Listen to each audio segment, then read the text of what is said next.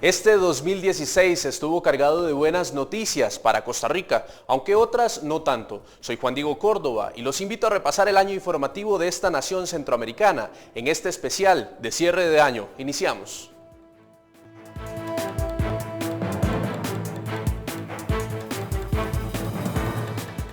Costa Rica inauguró la mayor planta hidroeléctrica de toda la región centroamericana, con una inversión de 1.379 millones de dólares. El Instituto Costarricense de Electricidad pretende darle a esta nación una matriz energética 100% renovable. En medio del cañón del río Reventazón en el Caribe costarricense, se levantó la segunda obra de ingeniería más importante de toda Centroamérica, con logística y mano de obra nacional congregada en el Instituto Costarricense de Electricidad. Por eso hay que mirar al proyecto hidroeléctrico Reventazón y más allá. No es solamente el proyecto en sí, colosal, dijeron algunos.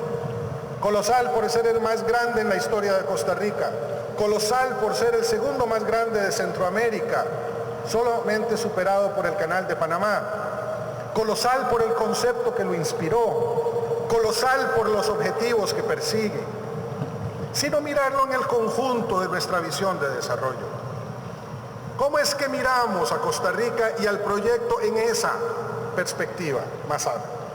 La planta hidroeléctrica Reventazón aporta 305 megavatios de electricidad a la matriz energética de esta nación centroamericana. Ese es el consumo promedio de unas 525,000 personas, que representa más del 10% de la población costarricense. Una gran contribución a un perfil que tiene Costa Rica ya reconocido en el mundo por su perfil, la verdad, muy difícil de imitar en el resto del mundo, no solo con la cobertura de más de un 99%, sino con la cobertura con energía renovable.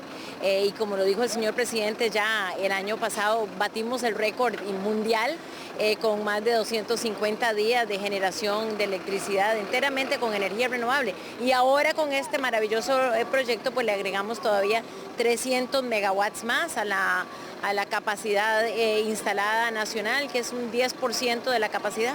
Si las lluvias y los niveles de los embalses de los proyectos hidroeléctricos lo permiten, Costa Rica obtendrá el 100% de su energía a partir de fuentes renovables en el año 2017. También el Caribe costarricense se prepara para iniciar a operar un megapuerto de contenedores que permitirá recibir buques más grandes que los que incluso transitan a través del Canal de Panamá. Así lucirá el primer proyecto de ingeniería de Costa Rica, que se beneficiará directamente de la cercanía del Canal de Panamá, el cual se encuentra apenas a unos 741 kilómetros de distancia. La cercanía con el Canal de Panamá creo que nos da una posición privilegiada. Eso quiere decir que grandes rutas comerciales que pasan por el Canal de Panamá, que van hacia mercados mayores, pues pasan muy cerca de la terminal de nosotros, y al poder ser atendidos aquí, entonces se abre la posibilidad de hacer la parada. Y esta parada es importante porque entonces así podemos conectarnos a esas líneas para acceder a esos mercados mayores en menor tiempo posible. La mega terminal de contenedores de Moín, que será gestionada por la internacional APM Terminals, no solo se beneficiará del canal, sino también competirá por algunos mercados, como por ejemplo el centroamericano.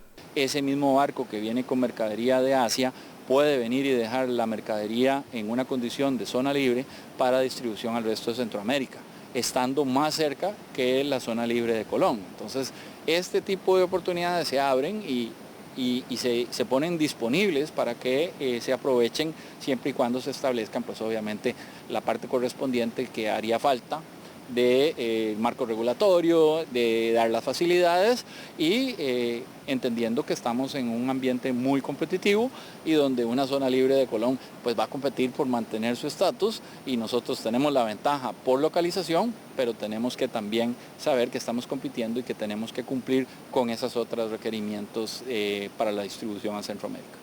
Se prevé que será muchísimo más barato que los productos con destino a la región puedan dejar sus cargas en Moín para luego ser enviados a Nicaragua, El Salvador, Honduras y Guatemala. Lo mismo podría ocurrir con las exportaciones de las naciones vecinas de Costa Rica.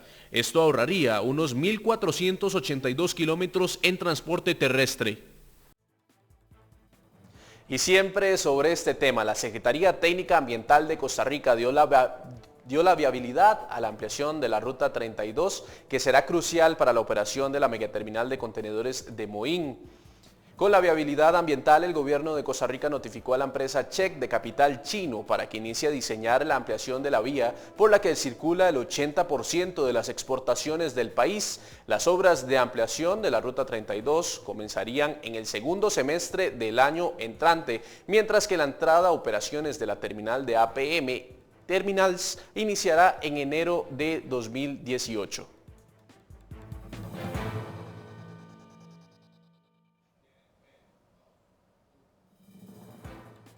Hacemos una pausa comercial, pero quédese con nosotros porque venimos con temas económicos.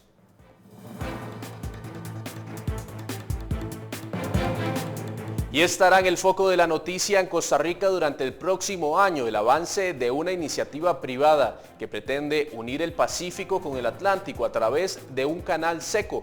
Por supuesto que en CB24 Noticias estaremos al tanto de la evolución de esta información el próximo año.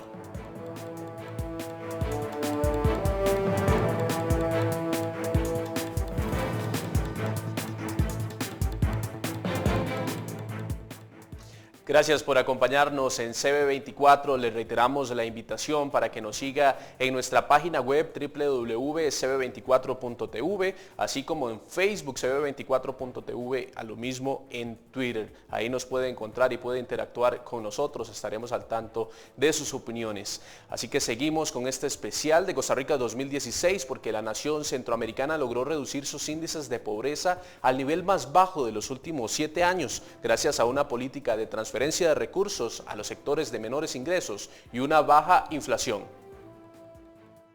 Al menos 10.400 hogares costarricenses salieron de la pobreza este año, según reveló la encuesta nacional de hogares, la cual muestra una reducción de 1.8% de la pobreza en el país en los últimos 2 años.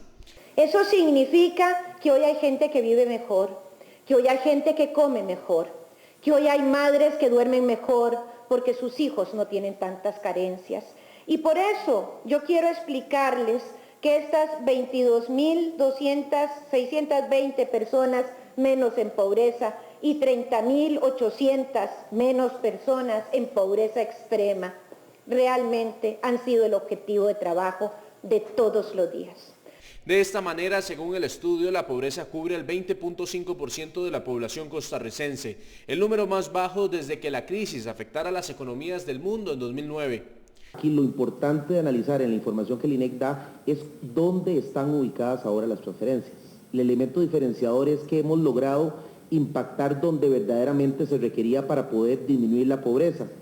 Adicionalmente, cuando hablamos de transferencias, no solamente estamos hablando de trasladar dineros por trasladar dineros, sino que hay condicionamientos. Y al haber un condicionamiento, el hecho de que yo le dé una beca a un muchacho, una muchacha, o que le traslademos Avancemos, significa que pueda terminar de estudiar y al fin y al cabo ese muchacho o muchacha puede ser el motor para que esa familia salga de la condición de pobreza. Pero aquí creo que el elemento importante, y claramente lo dijo INEC, es que se distribuye de manera adecuada, priorizada y donde deberíamos hacerlo históricamente los recursos. Creo que esa es la respuesta del por qué vemos el cambio.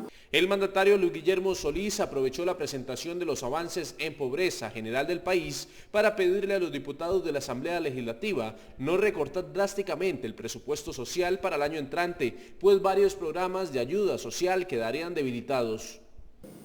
Si hay recortes, y especialmente recortes como los que estamos enfrentando, que no tienen ninguna racionalidad más que entrarle a troche y moche al presupuesto enviado por el Poder Ejecutivo, evidentemente va a haber impactos.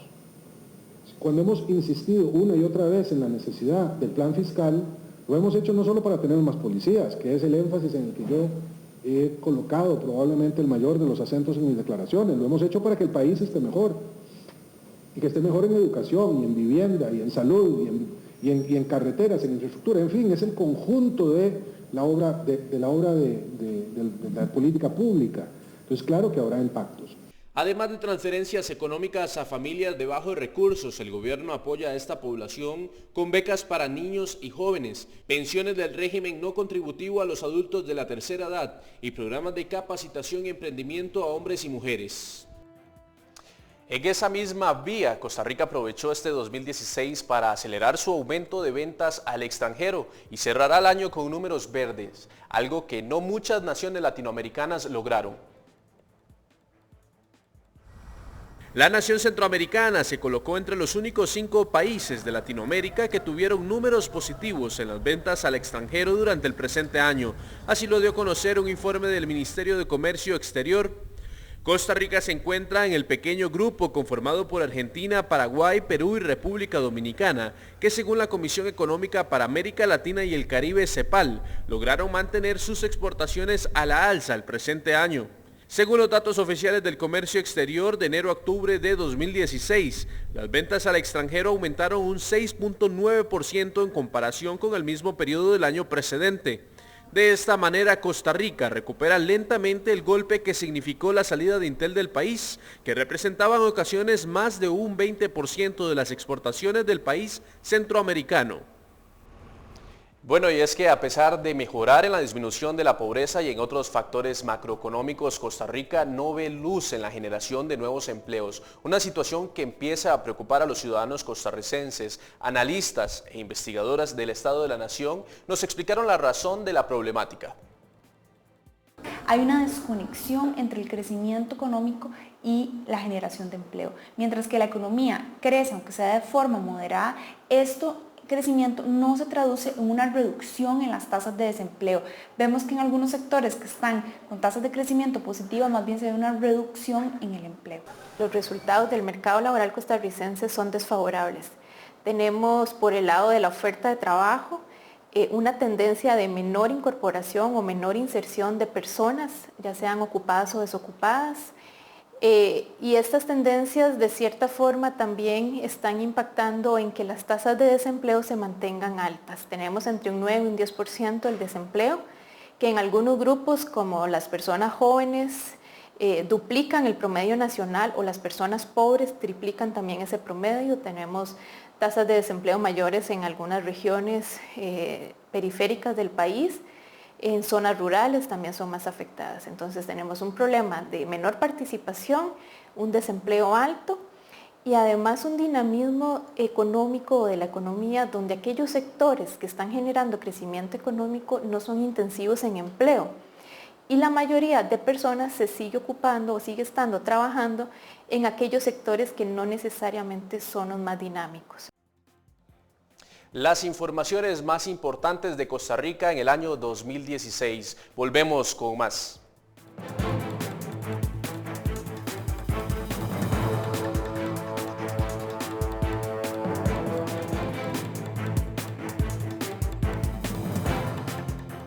No hay duda de que uno de los temas que más generaron polémica este 2016 en Costa Rica fue el abandono parcial de la delegación costarricense en la Asamblea General de Naciones Unidas previo al discurso de Michel Temer, el sucesor de Dilma Rousseff, tras el impeachment que se le aplicó a la exmandataria brasileña. La acción de reclamo de Costa Rica a Brasil en la Asamblea General de Naciones Unidas por el supuesto comprometimiento de los derechos humanos de los ciudadanos brasileños en medio del proceso de impeachment a Dilma Rousseff generó gran polémica en el país, a tal punto que el canciller Manuel González tuvo que responder a los cuestionamientos de los diputados de la Asamblea Legislativa. Son las 15:50. La Cancillería queda a escasas cuadras. Pídanos los informes. Quiero que se acrediten en esta comparecencia. ¿Podemos contar con ellos? Tengo que revisar lo que ahí se indica, señor diputado. No es tan sencillo. Ministro, estamos hablando de política exterior y estamos hablando de la relación entre un país y otro. Discúlpeme, pero en si eso usted quiere, tengo que ser más cuidadoso. Le concedo un beneficio. A pesar de que los legisladores le exigieron a la Cancillería presentar los documentos diplomáticos del embajador de Costa Rica en Brasil, el gobierno acordó declarar reservas sobre los documentos, aduciendo que su publicación podría comprometer las relaciones con el país suramericano. Evidentemente, varios recursos cayeron en contra de la declaración de reserva de los documentos. Sin embargo, la Sala Constitucional dio la razón al gobierno para cerrar el capítulo más polémico de Costa Rica este 2016. El gobierno de Luis Guillermo Solís logró el índice más bajo de protesta social en Costa Rica desde inicios del siglo XXI. Sin embargo, su figura como presidente es una de las más impopulares, algo que tendrá que ver posiblemente con la exigencia de los costarricenses. El mandatario, según la encuesta de Mitofsky, en septiembre tenía apenas un 10% de aprobación, el peor evaluado de Latinoamérica. Por arriba de él se encontraba el brasileño Michel Temer con 14%, mientras que la contraparte de ambos mandatarios la representan Danilo Medina de República Dominicana y Daniel Ortega, este último con 67% de aprobación. Con gran entusiasmo, Costa Rica anunció la candidatura de Cristiana Figueres a la Secretaría General de Naciones Unidas. Sin embargo, el poco apoyo de los miembros permanentes de la ONU a los temas de género y cambio climático provocó que Figueres desistiera en su intento de convertirse en la primera mujer en ocupar el máximo puesto de Naciones Unidas. El nombre de Cristiana Figueres, principal impulsora del Acuerdo contra el Cambio Climático de París, sugería ser una candidata fuerte para convertirse en la primera mujer en dirigir la Organización de Naciones Unidas.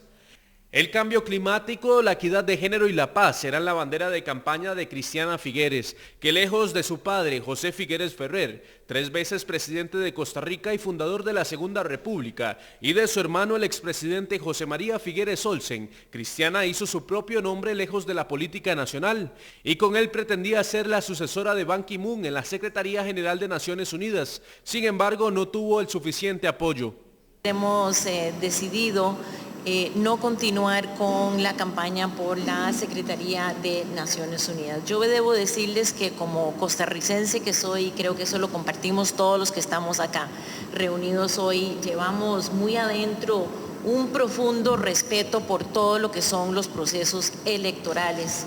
Y sabemos que ninguno de esos procesos es predecible, que todos son bastante complicados, pero en especial la selección de una secretaria o de un secretario general de Naciones Unidas es un proceso bastante complejo y eso lo sabíamos desde un principio.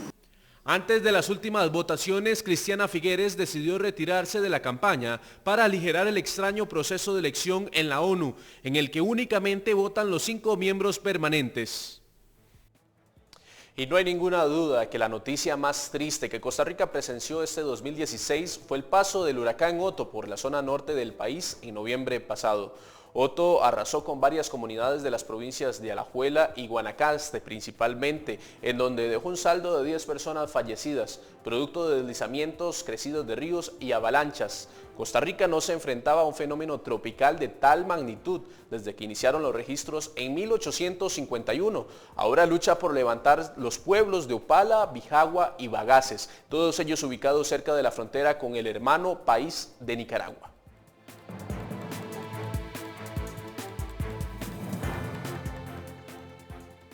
Que este año 2017 sea un año próspero para Costa Rica, Centroamérica y el mundo. Muchas gracias por acompañarnos en este especial. Los vamos a despedir con unas lindas e impresionantes imágenes de la capital costarricense de San José, dirigidas por Hernán Jiménez, con música de Manuel Obregón, grandes artistas costarricenses.